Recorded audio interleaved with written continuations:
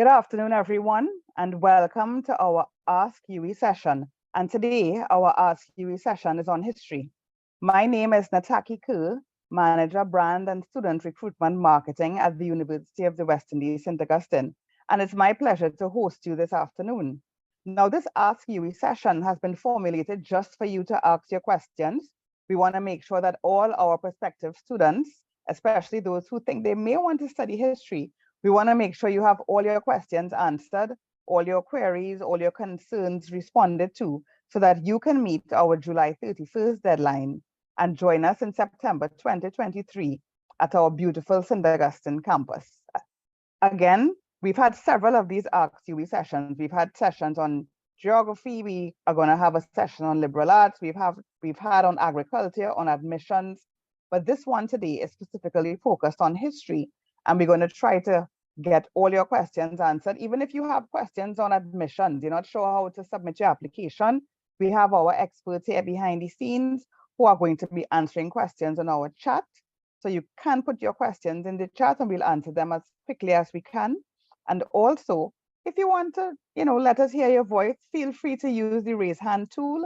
I'll call upon you and you can ask your questions so that we can answer them as quickly as efficiently as we possibly can. We have a brief session here with you this afternoon, about 45 minutes or so. So we are going to go straight into our program. With regards to history, we have with us our wonderful Dr. Gillian Matthews.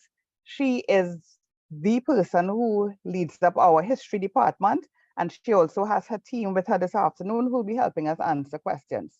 I have a quick video to play for you, but before I get into that video, I'm going to ask Dr. Matthews just to share a few words as we open our Ask UWI session on history. Dr. Matthews? A pleasant good afternoon to everyone, and thank you very much for joining the history segment of Ask UWI 2023. I'm Gillian Matthews, the head of the Department of History, and we are going to begin the session by sharing with you a short video which will cover maybe about 4 or 5 different issues that will be of concern to you as you consider whether you should take this wonderful course, history. The video will cover the need for the studying of history. We would also give you a run through on the courses that we offer in the history department at the undergraduate level. The relationship that exists currently and that will continue to exist between students and lecturers in the Department of History, and of course, perhaps most important for all of you, the extent to which you are marketable as a graduate of history at the University of the West Indies, St. Augustine campus. So please listen and enjoy as we share this video about history.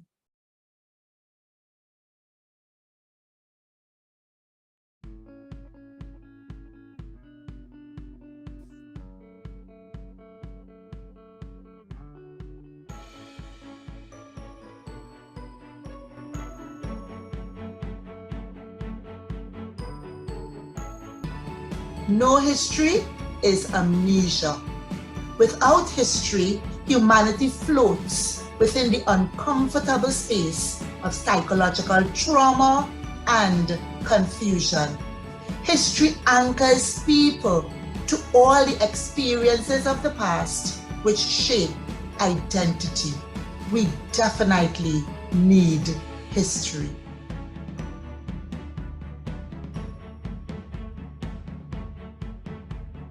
We offer undergraduate courses in Caribbean, European, Indian, African, Latin American, and world history, as well as archaeology and heritage studies.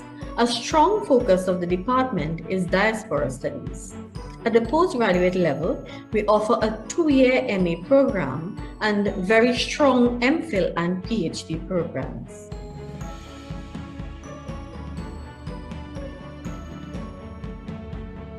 I've seen history students go into, of course, history-related fields, right? They're teaching, they're working in the museums, they're curating, they're archivists, they're engaged in research, and they're in critical thinking institutes, all these sorts of things. But also, I've seen so many of our students who've launched into many other careers, and they are into journalism, they're politicians, they're working in international relations.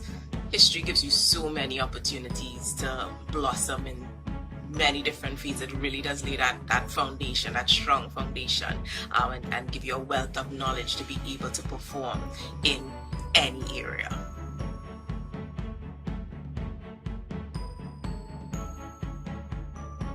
For me, what is special at the Department of History is the relatability of the lecturers, the investment in your success, and also the size of the department. It works to your advantage. You don't fall through the cracks or become lost. You know all your colleagues, you know all your lecturers, so that makes the entire experience a positive one, a more manageable one.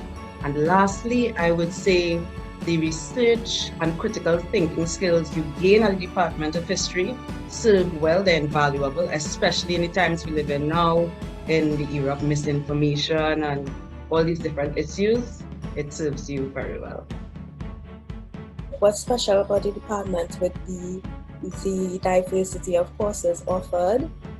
They offer a wide variety of history in terms of the different areas of history that we can study, and I think this allows for students to cultivate a deeper and broader appreciation for history.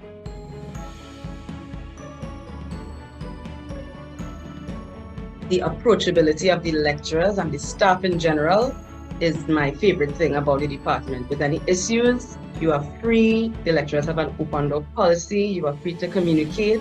And so tasks that are difficult become less so. And the entire degree, the entire experience is a more positive and more manageable one.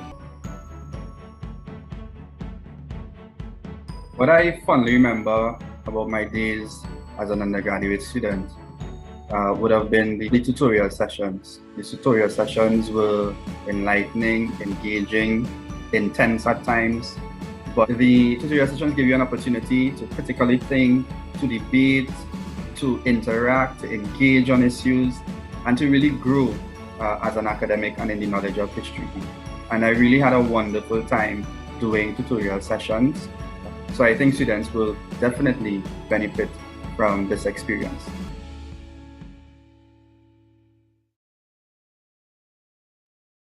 That was a really lovely video, Dr. Matthews. I know you and the team put that together, and thanks so much for sharing, because it certainly answered, I'm sure, several of the questions that many of our persons who are here with us this afternoon would have wanted to know anyway.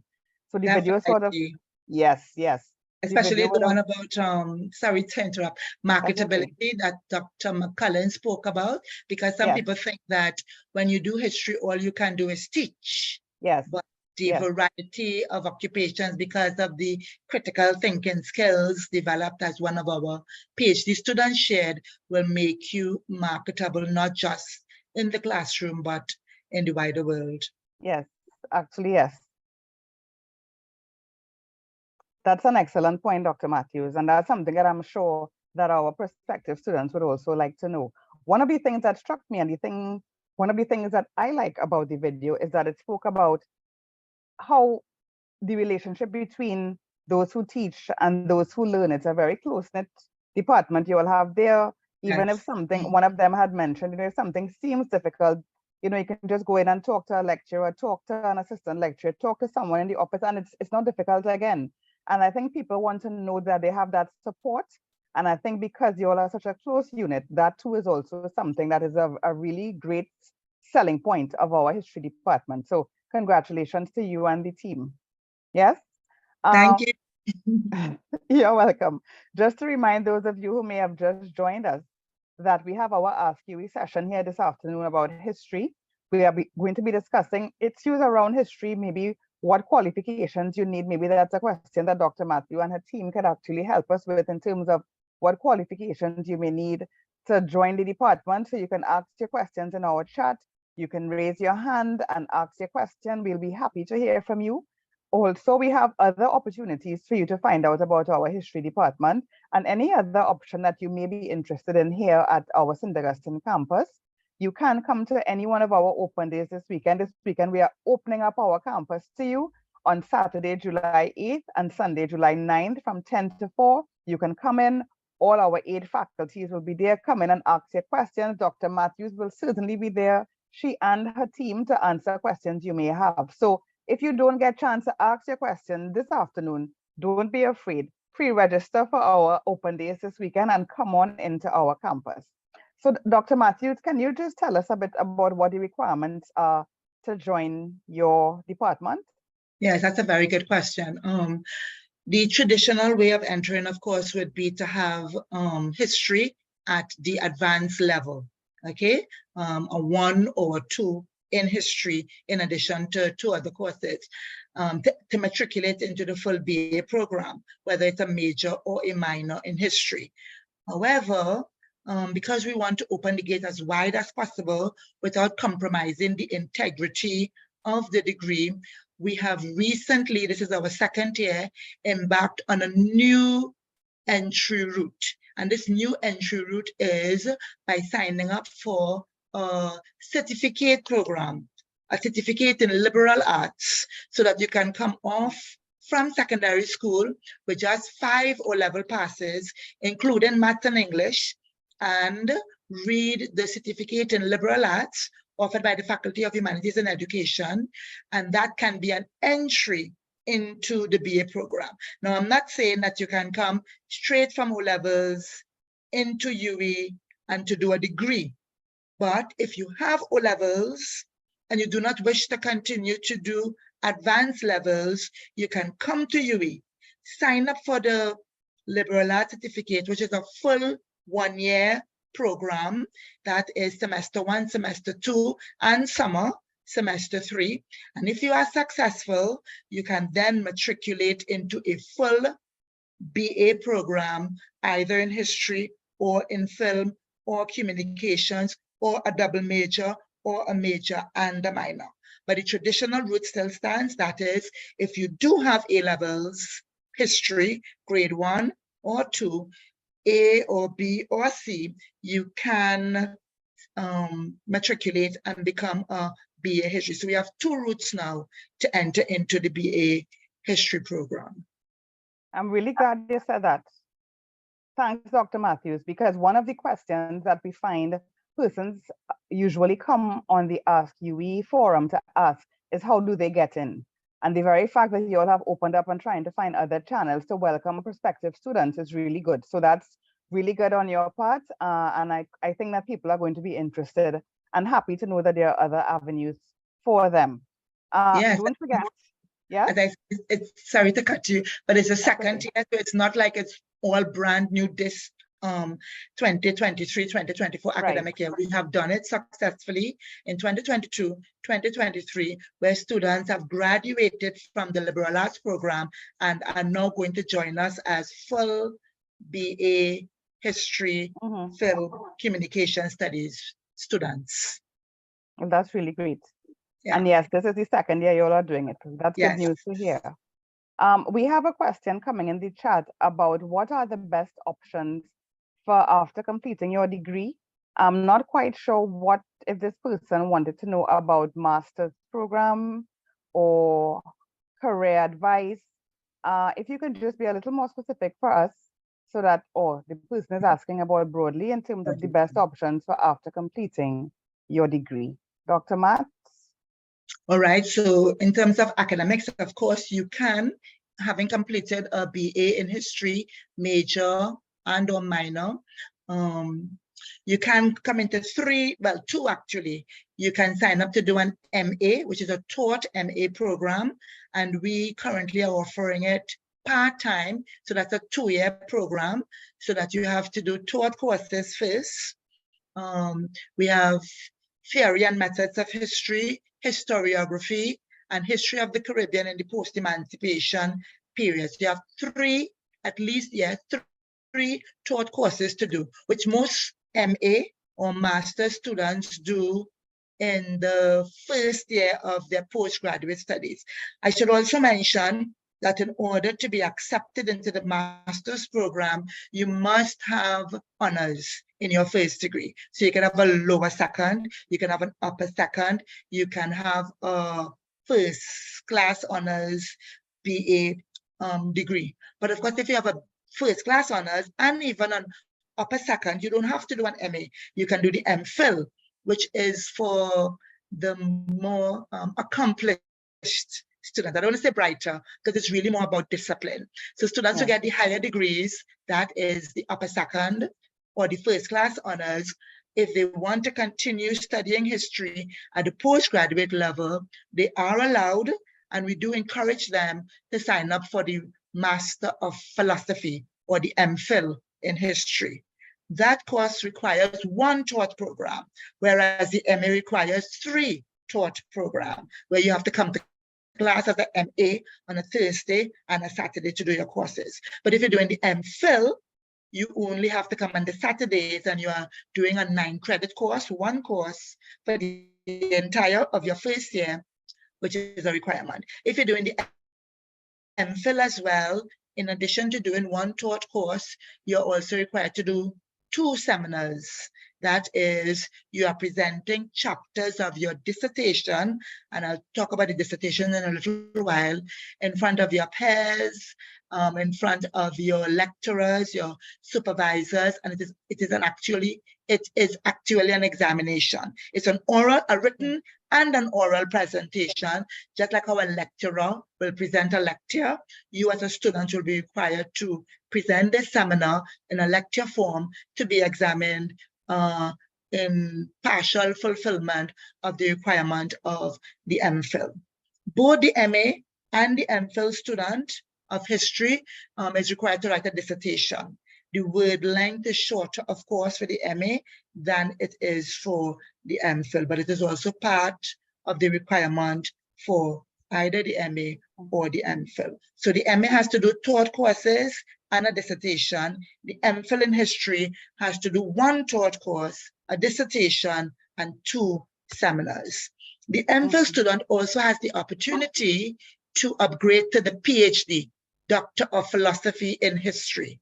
But in order to do that, you have to be working well, making steady progress at the end of your second year student.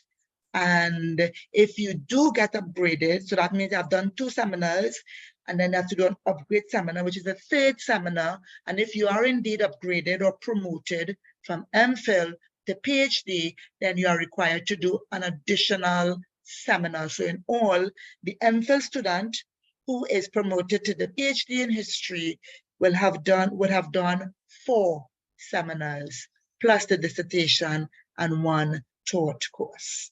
In terms of occupation, I don't know if Dr. Jagu would like to come in here, although I can't talk about it. Dr. Jagu, you want to take it from me now, or you want me to continue?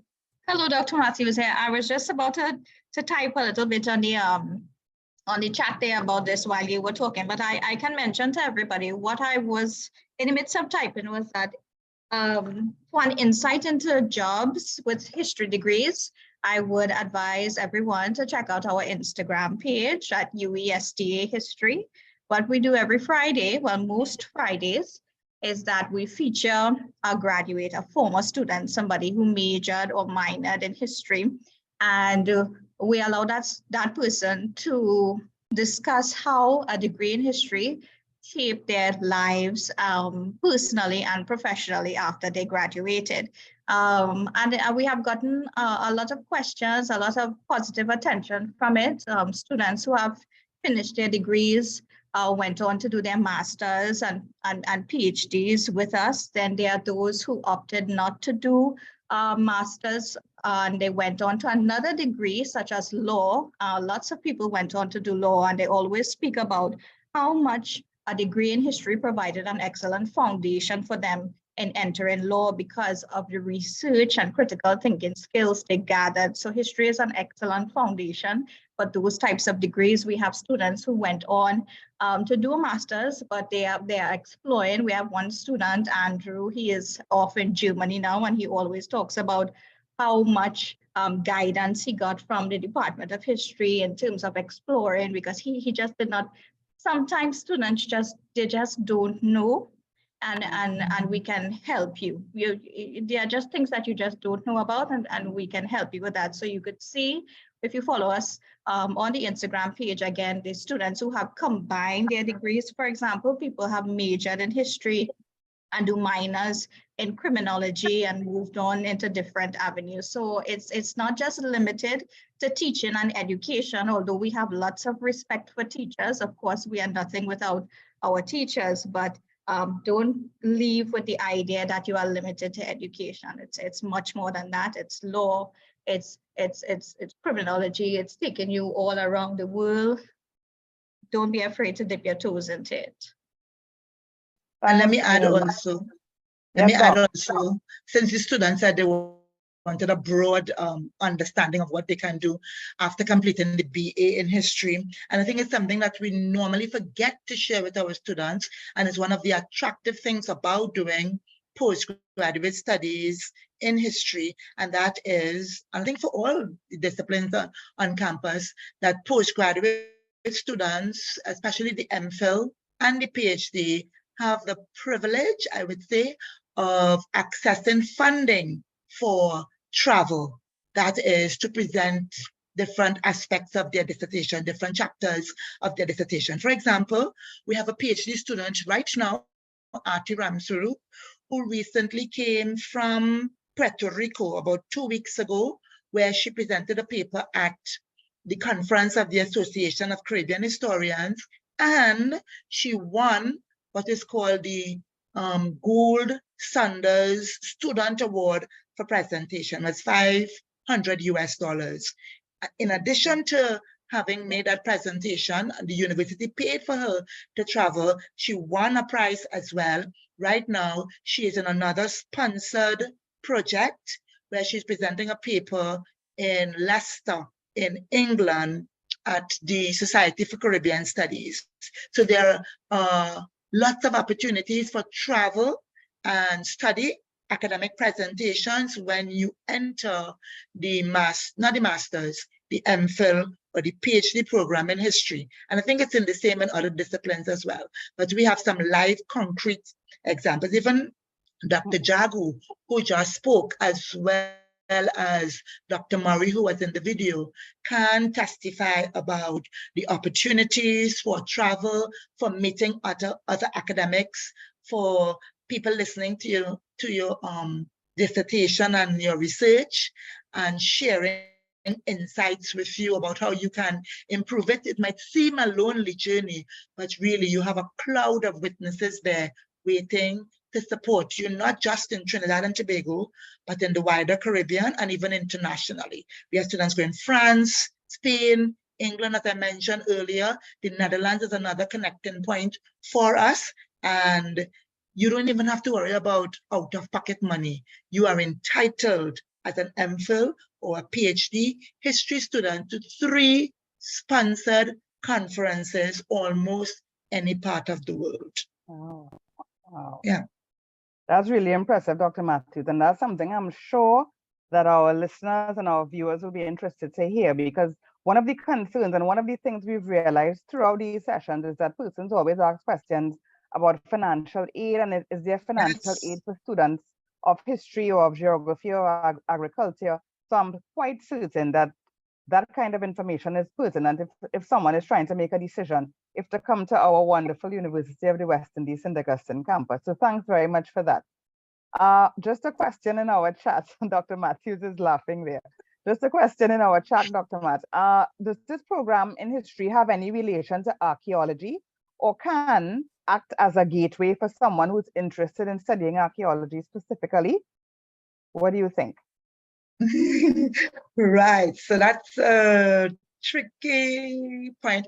I mean, definitely, our department is called History and Archaeology. We do have a archaeology center, but the problem though is that we had a resident archaeologist up to 2019, if I'm not mistaken. In other words, just pre-COVID period.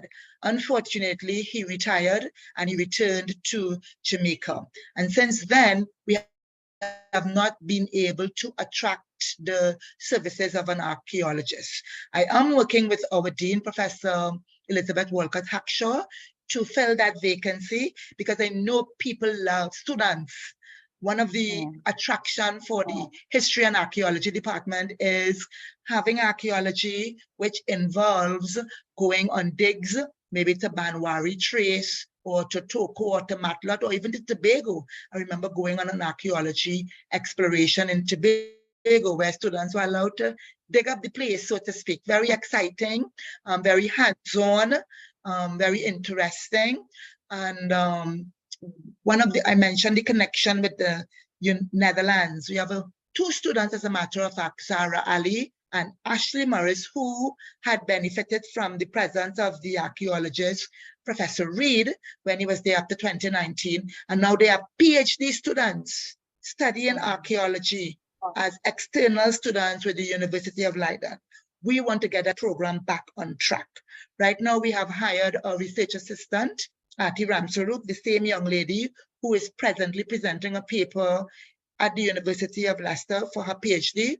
She has been given the mandate to revive the center, to allow students to, tour the place and to see what we have there, in a bid to persuade the authorities that we need, that the department will grow if we should have archaeology. So I think in the not so distant future, we do have archaeology courses, but very soon we will have an archaeologist. Yes. That's good news. And one of the things that, we would like our viewers to know, as we have mentioned before, is that Dr. Matthews and Dana Lee and the team, they have a whole host of information that they want to share with you. So even if you don't get a chance to ask your questions this afternoon, you may be a little shy, you may be here to just listen to what we have to say, you can come to our open days this weekend. That's July the 8th, Saturday the 8th, and Sunday 9th of July, where all our 8 faculties will be there. So yes, you can talk to Dr. Matthews and you can talk to Dana Lee, but you could also chat with some other folks, because you may not be sure what you want to do. So come have a conversation with us. We're going to open up the campus. We have our ads online. You can pre-register, check us out online, and come on down to our campus this weekend. We would love to have you at our St. Augustine University of the West Indies campus. With regards to any more questions in our chat, let's see what we have here. Dr. Matthews, persons were asking about the kind of courses that they should take.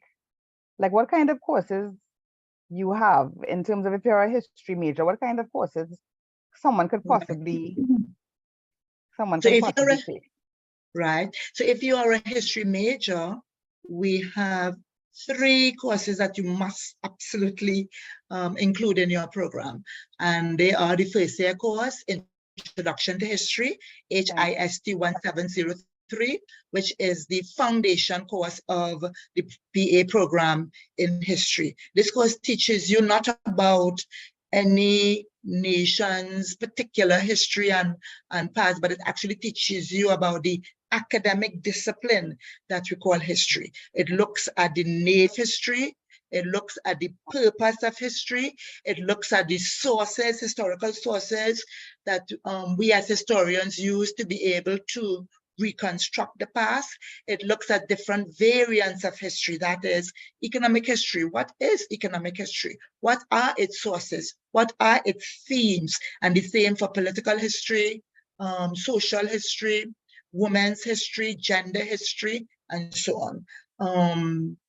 It also looks at some of the difficulties historians face when they try to use newspapers to write history, or when they try to conduct interviews to write history. And we also teach you how to conduct, how to get the most out of an interview for the purpose of historical research and writing. So that's Introduction to History. All history majors, all history minors, and students who intend to teach social studies, that is people in the Faculty of Social Sciences, who intend to teach after they have completed their degree will be required to do HIST 1703, Introduction to History, which teaches you about the academic discipline that we call history. The second major compulsory course that all history majors and minors must sign up for, must read, is HIST 2003, which is History of the West Indies to 1830. So it's a pre-emancipation exploration and interrogation of how peoples and communities and systems unfolded in the pre-emancipation past in the Caribbean region. And then the second part of HIST 2003 that is compulsory is HIST 2004, which is the post-emancipation period, trying to come up to, you know, contemporary times as much as possible. At least we go to the end of the 20th century. And we even do consider some 21st century topics like reparation, for example, which is a kind of buzzword on the tongues of historians today. So 1703, 2003, and 2004, or Intro to History, West Indian History to 1830, and West Indian History since 1830 are the three major courses. However, students are cautioned because sometimes you might complete a major or minor in history and then attempt to, let's say, apply to the Ministry of Education to teach. And then the ministry say, well, okay, you do have the degree. However, you did not do anything in Indian history or African history or European history or Latin American history or topics in the history of Trinidad and Tobago. So you are advised, even if you don't want to go and teach, because some people think that's a bit mundane and they don't want to deal up with the youth in the school, so they don't want to teach, but it might be something you'll have to fall back on, or it might be something that's a temporary stepping stone until you get the dream job. So in that event, you are advised, and we do have academic advising every semester, to spread especially your second and third year courses across the different groups of history that we offer. A little Latin American, American, European, African, Indian. I mean, it's kind of unfortunate if you should graduate with a degree in history, especially a major, but you never do an Indian history course. Come on, you understand? So you would be advised about those things as well, to spread it as much as possible. Don't specialize or only do only the West Indian history courses. Mix it up. Right? You might even want to travel, go to a American university or European university to do your master's or your PhD. And of course, if your concentration is only in one area, you might make things a bit difficult for you. Thanks very much, Dr. Matthews. And I think that's good advice that, you know, one should broaden your mind, because that's what university education is about, broadening your mind, being able to critically think through things and be able to understand from all different genres, from all different aspects. So I think that's really good advice. I see that Dana Lee was answering a question we had there. Someone asked about what do you think is the most interesting course to take within the program? I'm not sure you can answer that question, Dr. Matthews, because you may find all the courses interesting. So it may be difficult for you to say which one is the most. I might say Yeah, but if you had to choose one that's dear to your heart. Me, if I had to choose one near to mine, I will say women and gender history. Okay. And there you have it. I mean, it really just depends on what your passion is and what you want to study and, you know, where your interest lies. Yeah? Yes, okay. yes. I think... Is that Dr. Dana Lee Jagu who gave a response about Dr. Tuise's course? Yes, it was Dana Lee who was answering. Yes. That's a very valid point because, this person asked for one, which is kind of hard to pin down, but imperialism is a course that tries to look at history from a global perspective. So it touches on Africa, it touches on America, it touches on Europe, several of the continents, and the interaction between and among different nations and different continents and so on. So in that regard, I mean, I'm glad how you said it, Takika. It depends on what you are looking for as a student, and it also depends. And your perspective will make you decide, well, I prefer this as opposed to that. But it's really hard to say that one is better than the other. They're all important, and give different perspectives in their own way. Yeah. And I knew it would have been difficult for you because obviously you love all the courses in your department, because I'm hearing it through your voice. And even when Dana Lee speaks, you could hear the passion in her voice. So it's kind of obvious that you're really in love with history and trying to just share that love with our prospective students who we want to come on board with us from September 2023. So don't forget, our deadline date for submission of applications is July 31st. Don't forget, if you want to chat more with us, Dana Lee, she put a link in the chat earlier with regards to check out the history department, check out their social media interface, know what it is going on in the history department, ask them questions, reach out, send a private message. And if all else fails, come to our open day this weekend, pre-register or don't pre-register, just come into our campus on Saturday and or Sunday, where we have a chock-full activities for you. You can come in and ask all your questions on history. Our team is going to be there. Our university team is going to be there. All 8 faculties are going to be there. So not only can you speak to Dr. Matthews and her team, but to any other faculty in the University of the West Indies. You could even meet Melanie, who is here from admissions. You could submit your application one time, we're taking it. So come into our campus. We would love to see you this weekend. So again, everyone, we'd like to thank you because we had a very short session planned for this evening. We wanted to make sure that we let you know what we have at our history department. We answered your major concerns, and feel free to reach out to us. We are here. We are open. Our lines of communication are open. And thank you very much for joining us at our Ask UWI session. And we look forward to hearing you. Thank you, Dr. Matthews and team, and thank you to our viewers. Most welcome, and thank you for having us.